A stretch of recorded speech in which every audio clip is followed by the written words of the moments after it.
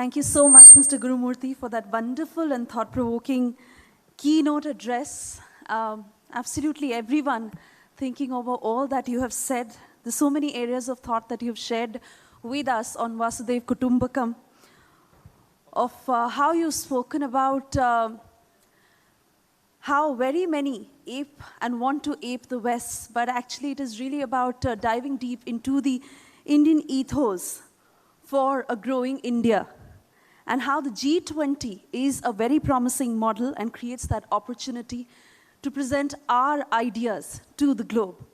And ladies and gentlemen, this is not it. If you think this conversation goes further, in fact, let me invite on stage Republic Media Network Editor-in-Chief Arnab Goswami, who will engage in a fireside chat with Mr. Gurumurthy.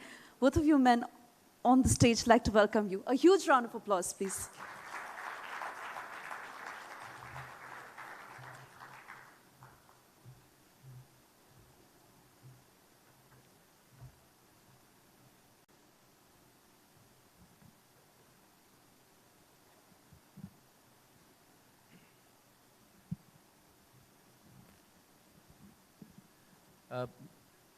Mr. Gurumurthy, I think on behalf of everyone in the audience and everyone watching on television, on the Republic Media Network, online, across the world, let me just say that we are already we have besieged by a swathe of reactions to what you've been saying, because it is not just people in this hall, it is a lot of people across the country and around the world who've been mesmerized by what you've said in the last half an hour.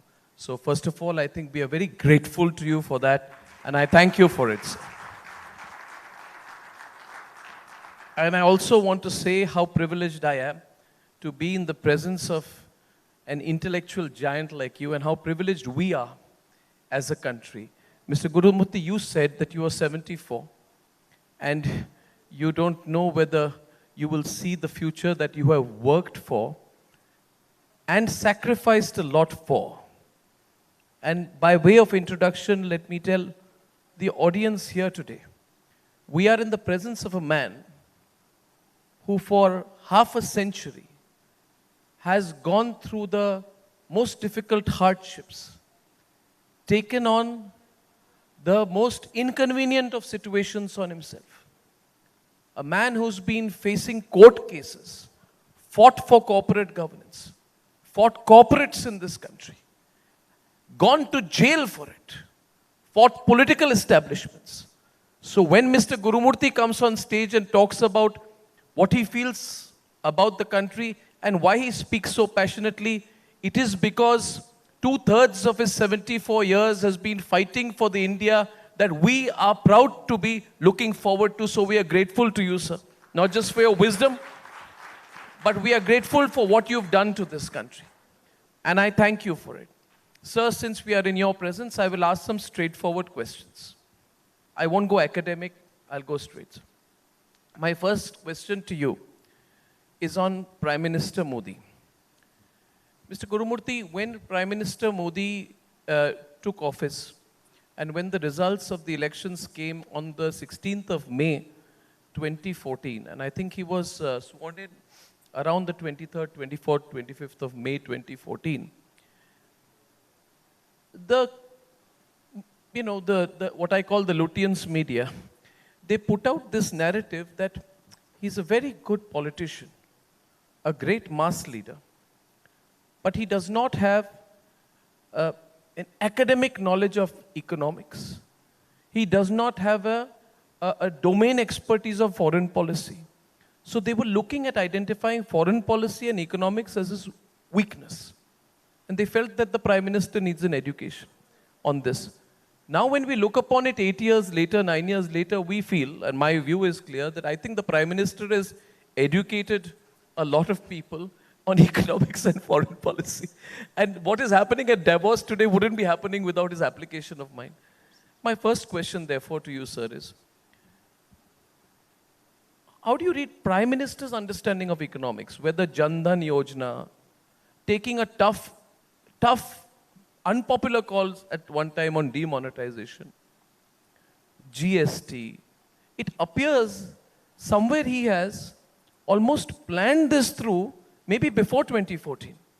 So, can you give us an insight on Prime Minister Modi's understanding of economics and how he has gone through it? See, economics as a specialized subject of experts itself is a dead notion. In 1996, I think, when the crisis occurred.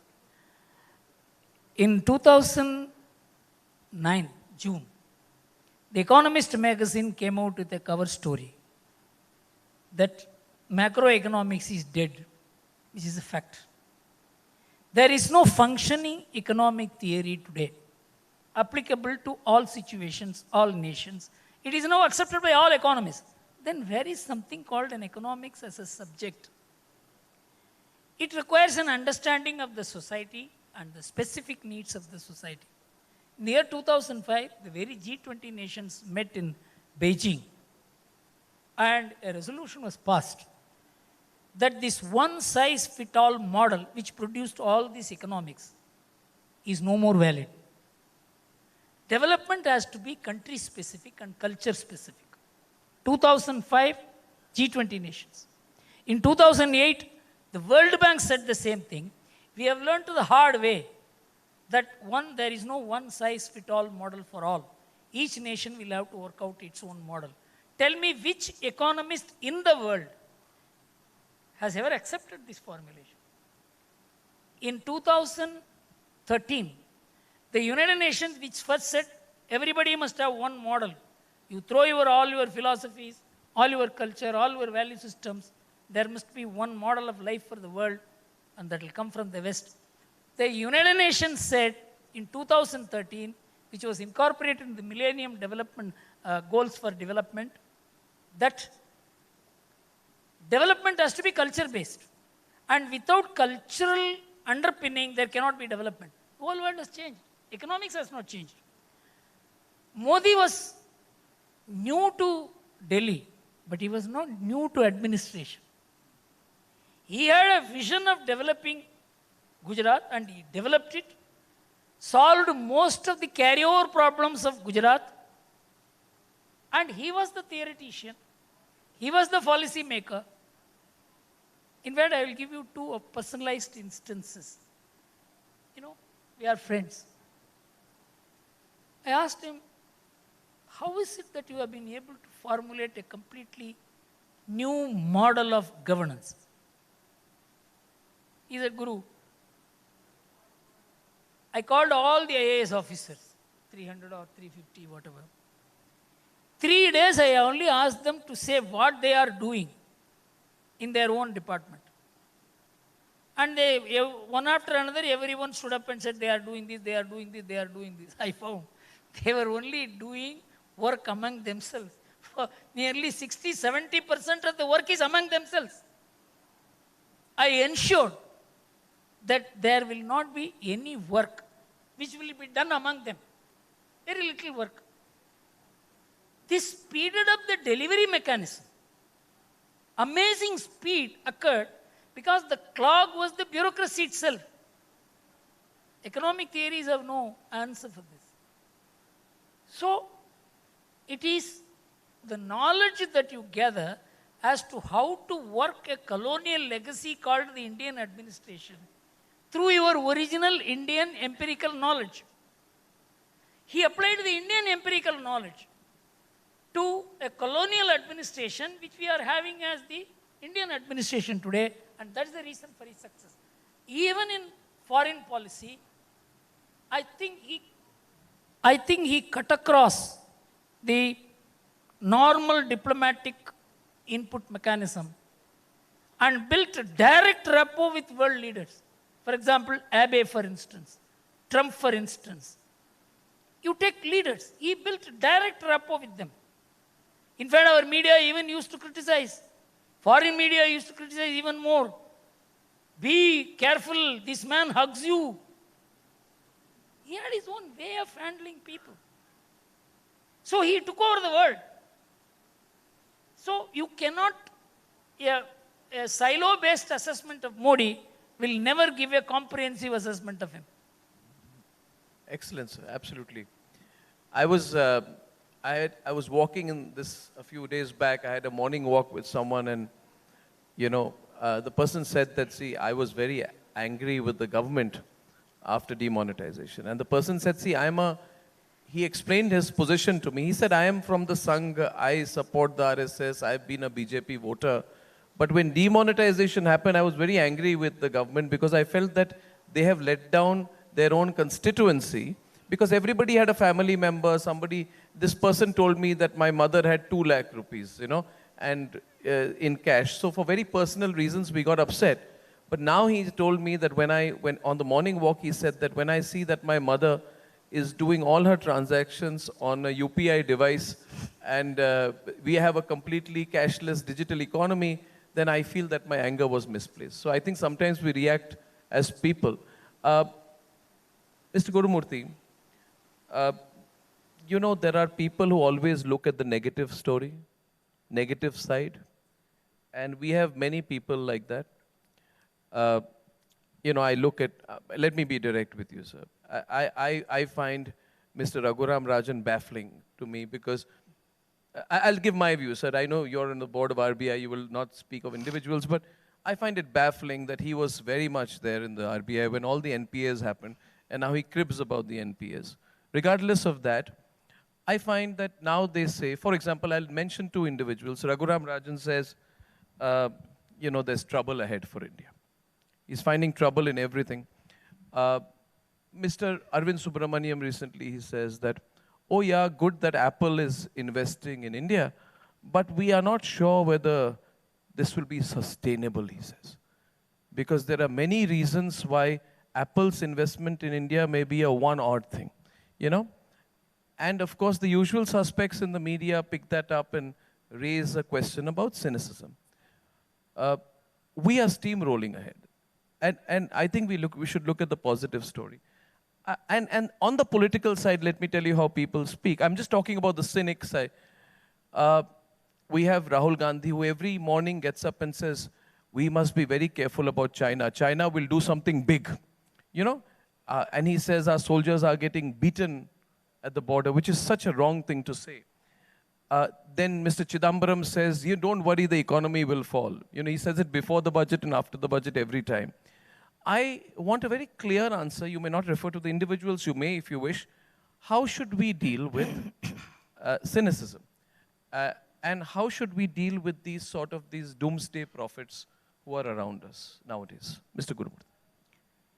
See, basically these responses come from not neutral minds. So you must classify Raghuram Rajan as an opposition party man. Then you understand what he speaks is easily understandable.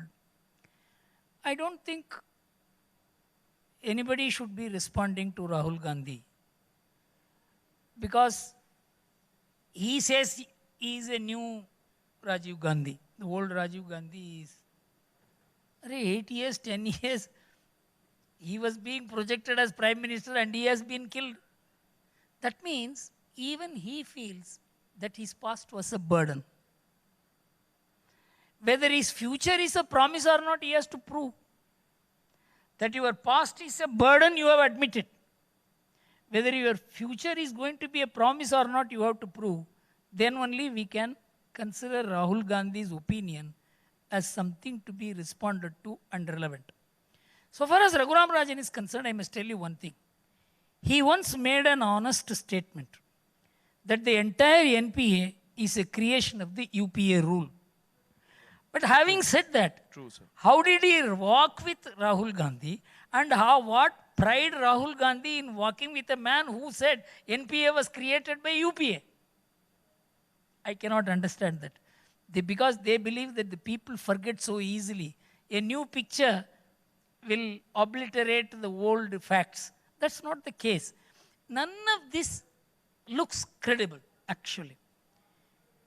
If Apple is coming to India, it is not because it is cheaper to make the phone in India. It is safer to make it.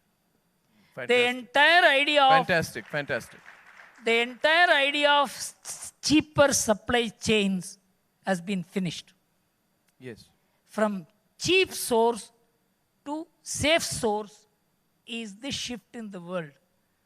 So that is why economics is also changing. Because safety is long-term cheapness. So we need not have to worry about it. If India is sought after by the West, it is in its own interest. They need to develop India, they need to strengthen India in every sense of the term. Otherwise, the West is not secure. Do you mean to say otherwise they are going to tolerate the position we have taken in Ukraine? So they don't have They an said, option. no, we understand your compulsions, you have your traditional relationships, we know about all this, we are disappointed, but do we expect a superpower like America to talk like this to us? Things have changed. Permutation combinations have changed. Balance of power has shifted. So, India is in an advantageous position, but India will not misuse that position. Fantastic. The greatest guarantee the world has about India that it will not be an immoral country. That's true. That's true. That guarantee our civilization gives. So I'm not worried about the media or some of these people saying snide remarks here and there. Our journey will continue. That's why I said, I again endorse what Ratan Tata said. We have another 25 years, very, very highly interesting period ahead. This is the kind of time that we have been hoping for. So my next two questions related to that are on how Indian businesses, Indian corporates, you've been in for decades a corporate advisor, a corporate crisis manager, everything in the past. How should we adapt to this change? And I link it to what is happening around the world. Sir, after the Cold War, America felt that the world was theirs. What you said, liberal democracy. And in fact, I think Francis Fukuyama wrote this book saying the end of history as we know it. And now even he was so sure that what had been achieved was this final state of history. Yes, yes. Where America and liberal democracy will rule the world for the next 1,000 years. Hegelian perfect. It's a Hegelian perspective. So while there was a Marxist perspective, this was the opposite perspective. And I found it interesting. I saw Francis Fukuyama, I heard him recently, disowning his own idea. He says, no. I didn't mean history in the way it was interpreted in the name of my book. I meant some other form of history. So today, when even a Fukuyama is forced to disown his arrogance of 30 years back, so we are entering a new phase of history.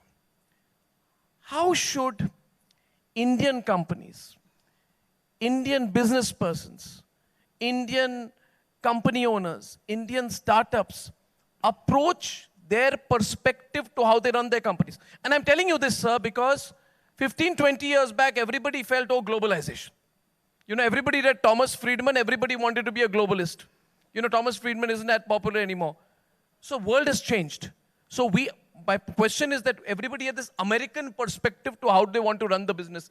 Every Indian startup wanted to be a copycat model of a Silicon Valley startup in their lifestyle, in the food, in the way they behave, in the antics they do in their office. So everybody had this, we have to be cool perspective and have a basketball court right in the middle of their organizations. So I'm asking you from a cultural ethos perspective, what is your advice while the world is changing to how Indian corporates should run and operate their business and their business environments?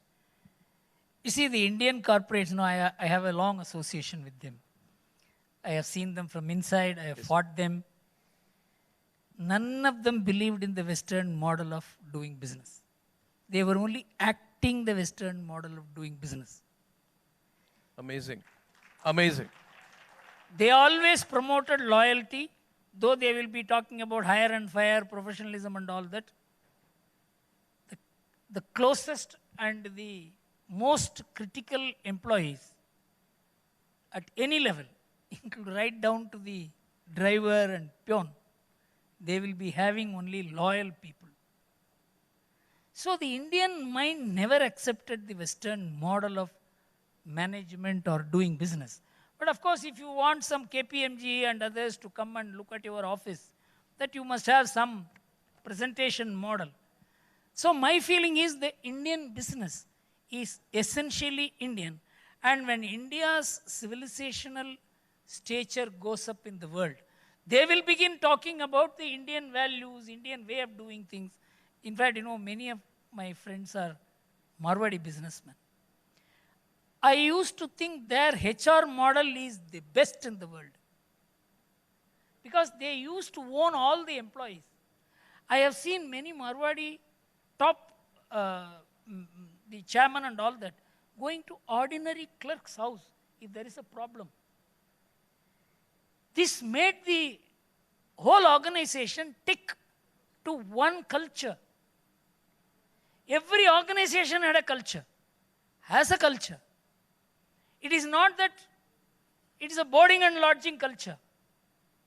So I think time has come. Just Japan did. Japan never believed in iron and fire policy.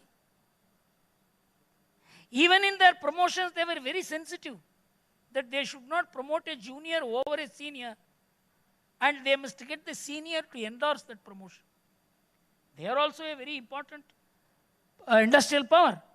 So you have to align your culture to development. You see, without aligning your culture to development at the family level, at the corporate level, at the government level, at the media level, you will never be able to become a global power on your terms.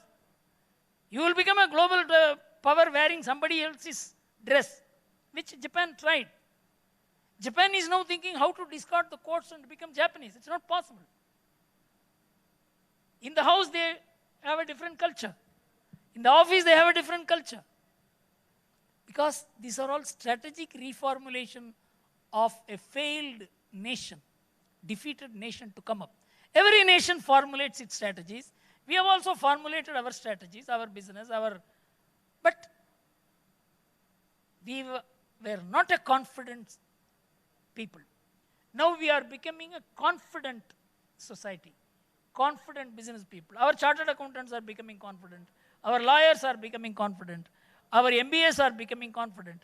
So they can develop their own theories now. So my feeling is, as India rises, the Indian thoughts, Indian models, Indian way of doing things will become a brand for others to follow. Sir, I'll ask you two more questions and maybe I'll take two questions from the audience. My next question, which emerges from this, sir, is the concept of value versus valuation. Good businesses, in my view, should build value. Of late, people have been chasing valuation. And we have seen a colossal loss of shareholder value in the last 1 year. Some companies which suddenly went to the market on the basis of high valuations, extracted the money from the retail investor. Their individual promoters became very rich. They got interviewed everywhere. And the media also, sir, I'm so sorry, the pink media is so sold out sometimes. They made these people heroes, but now the company's valuations, sir, have come down by 50%, 60%, 70%. Even SEBI is now beginning to get concerned that what has happened, what have we done? And SEBI should do some rethinking. So this is also a cultural thing, sir, because there was so much free capital available. Everybody, I've seen companies, I'm not taking names, the first thing that they do when they raise capital is not build their product, they do a big advertising campaign. They get invited on business channels, and then they extract the value from the advertiser, give the money to the advertiser, they extract the value from the investor, and basically they're vamoose. So I think that there is a lack of corporate ethics there. So a question to you, sir, is, I'm concerned about the social implications as well. We see Microsoft laying off people, we see others laying off people, but I've also seen a lot of Indian companies that had taken this easy capital now suddenly start to streamline. And when they are streamlining, sir, they're not streamlining by 10%. They may say we are shaving off 10% of our employees, but the real shaving off is a lot more. It leads to unemployment. It leads to social, so there'll be a lot of people who would suddenly be laid off. So my question to you, sir, is taking off from the previous question, a lesson for Indian corporates and businesses on this issue of value versus valuation, sir. What is your reading of it? See, actually, after globalization, when the global money began driving, you must have heard about how far the global money expansion has taken place. Bain's company report and all that. money is generated by money. Money is, I'll just give you 3 figures. The world wealth in 2019 was estimated at $380 trillion world wealth, out of which $260 trillion, $280 trillion is real estate, out of which $220 trillion is house property. These are all valuation. Nobody sells the house property. And nobody can buy. For example, in America, the house property valuation is $48 trillion. But who is going to buy these properties at $48 trillion? All this has gone into creating money. And the debt outstanding against it is $253 trillion. I am giving 2019 figures from the Credit Suisse Wealth Report. You up the valuation, you cut down the interest rate, the values go up, your property. This is how the subprime, the whole world has got on to the subprime model. Creating money out of appreciation in the value of the assets, which is called asset appreciation model. And monies that have been created out of it, the investors want demand. For example, you have interviewed Sridhar Vembu. Sridhar Vembu is a person who has refused to take $1 of investment from any fund. There are people who are standing in queue. His company is valued at 40,000 crores or something like that. He has refused to take. He says, once I take money, I will not be able to do any R&D work. He is plowing back all the money. His monthly profit is 300 crores. He is putting all the money in R&D. His idea is, in the next 7-8 years, he should become one of the top 5 technology companies in the world. That is the model for India. India must live by earning and saving and not by borrowing and spending. This is the model that India has to give to the world. Actually, the Western model is borrow and spend, borrow and invest, and naturally that produces a new dynamics. And this development is because the foreign funds invest money and they want you to show results. And that is how even accounting frauds have taken place in Enron and all that. So these, particularly the new technology companies, are victims of this. I think there has to be more shareholder awareness. Media has to play a role. And I don't find any great media intellectualism to alert the people, because today the media, the journalists want to drive in big cars and they want to have farmhouses. It is not possible for them to be very truthful in their writing. I think Sridhar Vembu's example, sir. By the way, sir, I share that view on the media, sir. And let me tell you very frankly that media does not consider me to be a part of their media. Because you have not taken money from the funds. Correct, sir. And I also believe in the Swadeshi model, sir. As you know, sir, Republic is one media house which does not have 0.00001% foreign shareholding in this company. It's so easy for us to raise funds, but we want a Swadeshi model of media in India as well. And I can promise you, Mr. Gurumurthy, in our lifetimes, we will take this Swadeshi model to a global level also. 100%. Sir, I think Sridhar Vembu's model is marvelous, but it also comes from his strong cultural confidence. Without cultural underpinning. I really want to meet him one day. The person lives in his village, he drives a cycle, and he's not doing anything for show. He thinks big, and my grandfather, by the way, sir, who was a leading communist and Marxist leader of his time, used to tell me that Arnab believe in simple living and high thinking, and I think today's Sridhar Vembu is those Marxists. I'm talking about 50s, 60s. Sridhar Vembu is a perfect example of someone who is simple living and high thinking. And by the way, he considers Mr. Gurumurthy as his mentor. So I think we all have you as a guiding light. Mr. Gurumurthy, my last question, and we'll take 2 questions from the audience after that. So you spoke about settling the past. It was a very interesting phrase which you used. Article 370, settling the past. Don't keep Kashmir on the back burner. Or on what you call, slow burner. resolving the Ram temple issue. Don't keep it on the slow burner. Don't keep poverty on the slow burner. Don't build up this whole issue of caste-based reservations as an issue that you can pick up at any point of time to provoke people and ignite fires. Just before you today, we saw a presentation by Dr. Shamika Ravi where she showed that there were far more riots 10 years back or 15 years back than there are now. You know, it's remarkable when we say that. And how many of those riots were caste-based riots? Now, sir, my last question is broader. Settling the past is good, but there are people who want to muddy the present. You see, and what you call anarchists. And we have a genuine issue. See, we have limitations of being a democracy. When we have roads being stopped, when we have protests that are contemptuous of the Supreme Court as well, we are somewhere held back because of the fact that we have to handle the complexity of a democracy. My question to you is broader, sir. People say we are exactly poised where China was 20 years back.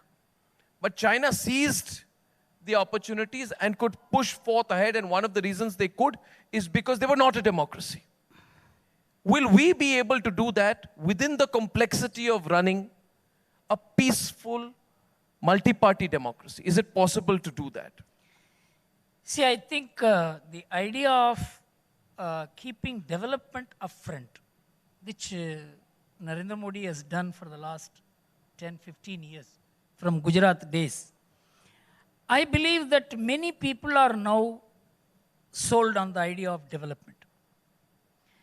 The idea of development moderates this kind of the credibility that these people have, the anarchists, because of the support they get and all that. I think the more the idea of development takes root, then the idea of agitations will go back. The credibility of the agitations supported by all these liberals and left and media, that will also go back. I think as compared to the position in 2014-15, things are much better now. I will only because it's not very easy to do this U-turn.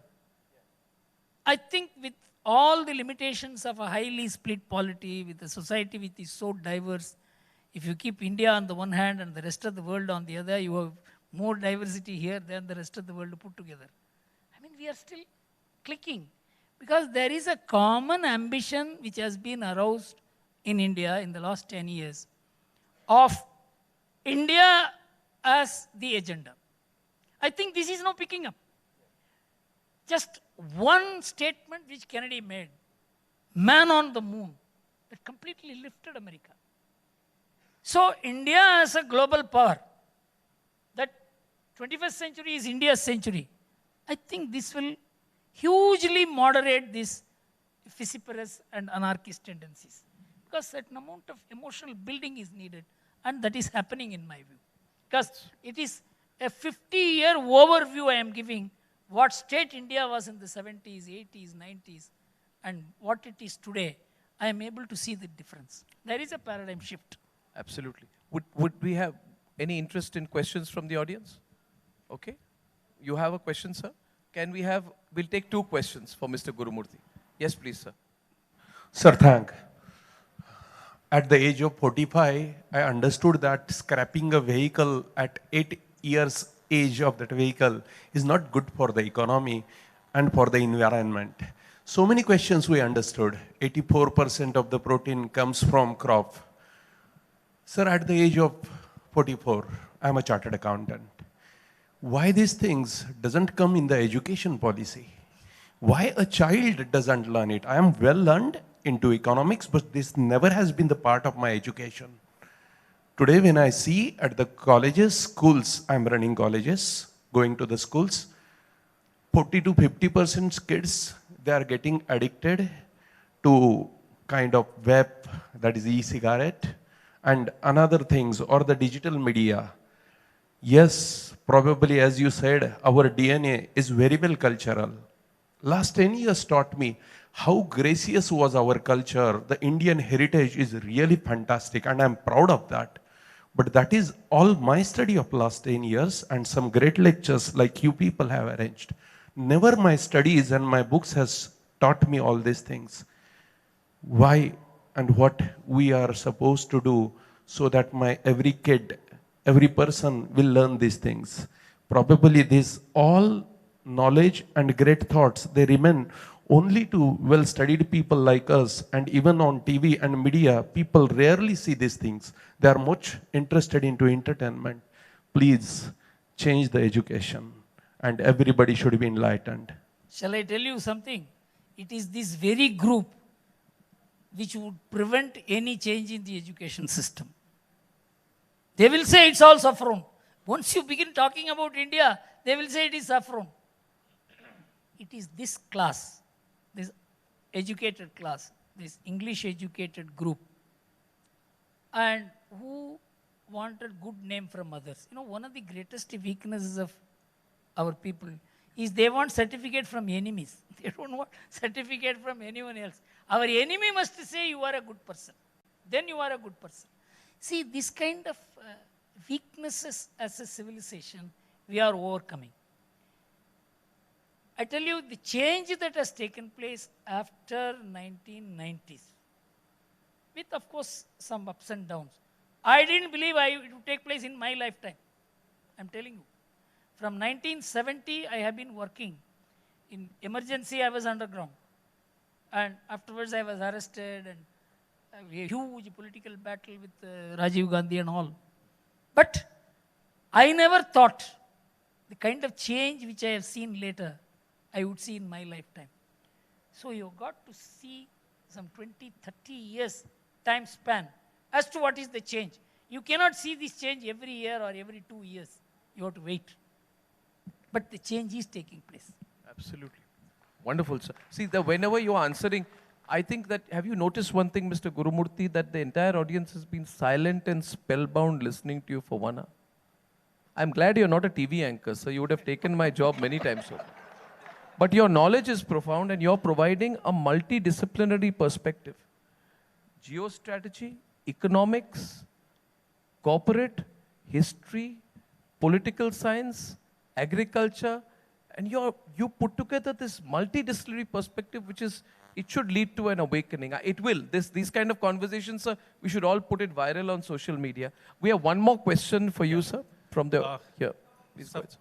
So first and foremost, it's been an absolute honor and a privilege to be in the same room listening to you. Thank you. And Arnab said it best, we never thought that a food style and a lifestyle could impact a world economy. And you exhibited it and made us understand it so very well. Just 2 points, sir. As the economy and the worldview has changed, earlier it used to be the industrial revolution, which actually made everything homogeneous, made everything manufactured at scale, and reach everywhere globally. Now it is being changed and challenged by individualism, where everything is being, the power of a consumer, the power of a thinker, the power of a social media is making the change. Similarly, in India, the capital allocation in terms of the top 1% and the bottom 99% has also changed. What are your views on that? How does the small and medium scale enterprise in India actually grow big, grow global, and also make an impact? Thank you so much. Actually, it is globalization which gave impetus to the idea of huge manufacture. You know, if you take Fortune 500 companies in the year 1960, they employed 18% of the American population in 1960. In 1980, it came down to 8%. It is far less now. It is the small and medium enterprises which make the big enterprises function. For example, take any of the Toyota or whichever company it is.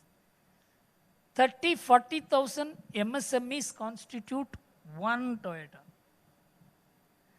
So the way the small and medium enterprises will function in relation to a brand is what will decide the manufacturing part. For example, Hindustan Lever, it's not manufacturing itself. It's getting its manufactured from 1,000 people. So the small and medium relationship will be of the Japanese model. It is the American automobile industry copied the Japanese model actually. It is the Japanese which developed the alignment between small and medium enterprises and large companies.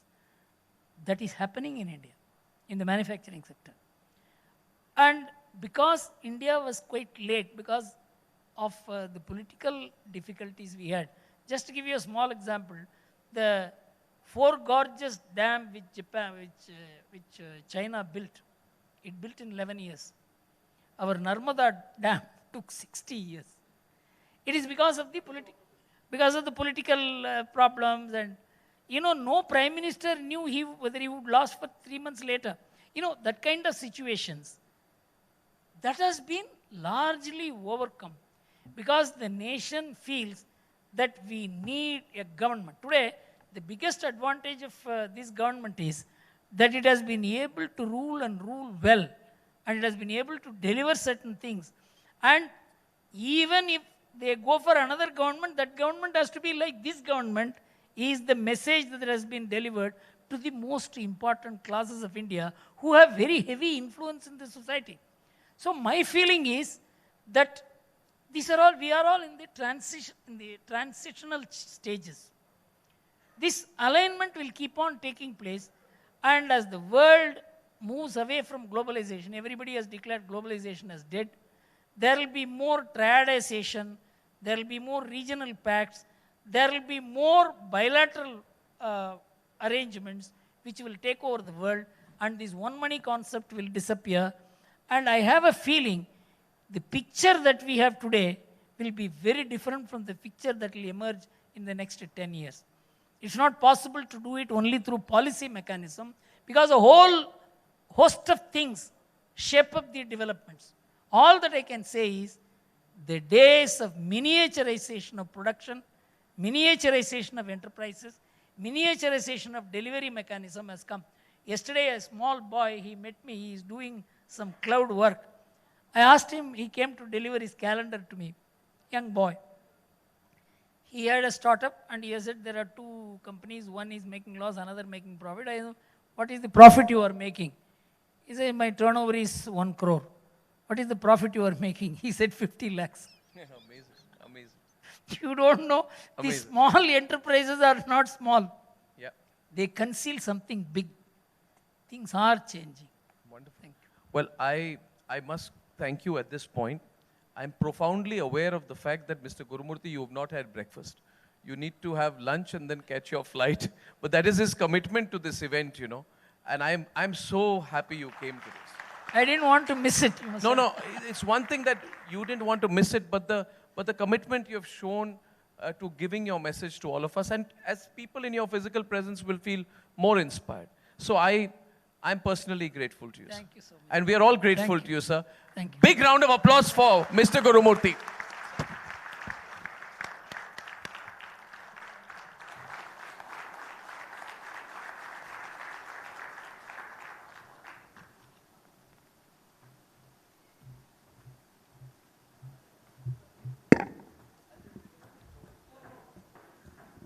Thank you so much, Gurumurthy sir. Thank you, Arnab, for that very interesting conversation.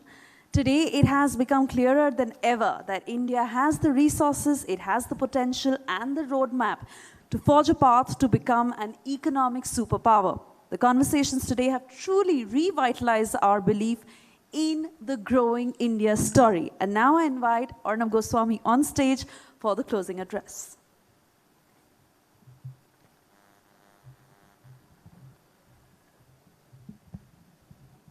Well, after what Mr. Gurumurthy has said, I think there doesn't need to be a closing, but I'd like to say that it has been a total delight to have the Republic Dialogues here in Pune today. Every moment was captivating, and if there are about 5 or 6 things from this thought leadership series, I just summarize my thoughts to the following. One is that we've entered an era of transformation. We had an engaging session with Dr. Shamika Ravi, who proved that with data that India's time has come. And we are becoming a country where even a minuscule change and transformation in every corner of the country is going to transform the full picture. Secondly, the conversation with the top economists showed us how we are a resilient economy, the phrase that was used by the professor here today. It was delightful to have Mr. Bagla from Davos today, which is just from the right of the heart of the world economy conversation on how the world is perceiving India, how our time has come. And Mr. Gurumurthy said our time has come, but truly, ladies and gentlemen, the cynics may churn out a very pessimistic view on a daily basis, but the facts, the data, the geopolitical reality proves that India is right here to lead the global order. And as Mr. Gurumurthy also said, the journey has just begun, and it gives me great pride because Indian businesses are making waves, the Indian way. We are rooted in India. We are proud of India. We're philosophically and culturally aligned to India. It's about Bharatiyata, and our journey has just begun. So I think a lot of food for thought, and I think I can only say big thank you to everyone for allowing us to host it in this wonderful city. Thank you so much. Thank you.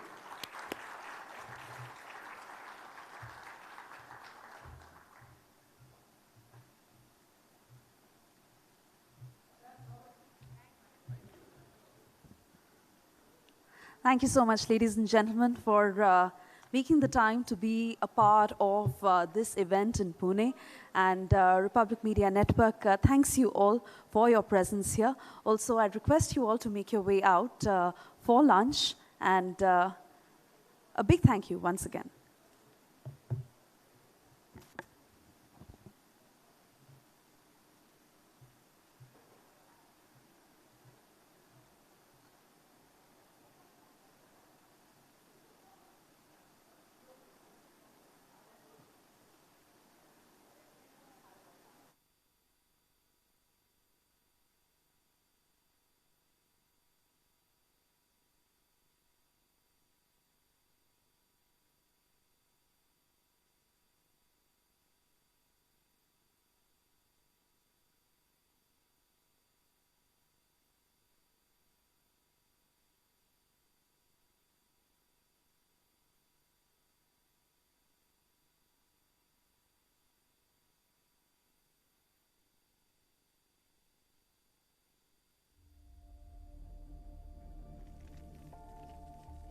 A news network powered by India's love. A news network fueled by a mission. A pledge to put nation first, people first, India first. A network that's unafraid in its pursuit. A network that is undeterred in its quest for accountability. Mr. Malia, you try to besmirch everyone. You're a cheat, you're an unaware, you're a fugitive, and don't try and pretend, Mr. Malia, that you cannot hear me. A network that won't back down from asking your questions. Rahul ji, any response to those 5 MPs who choose not to be part of this? Whatever I have to say, I said it. मैं आपको सबूत दिखाना चाहता हूँ. आप इधर आ जाइए. हम देख लिया आपकी बात. आप इधर आइए. A network that expanded to serve Rashtra ke naam. Namaskar, मैं हूँ Arnab Goswami.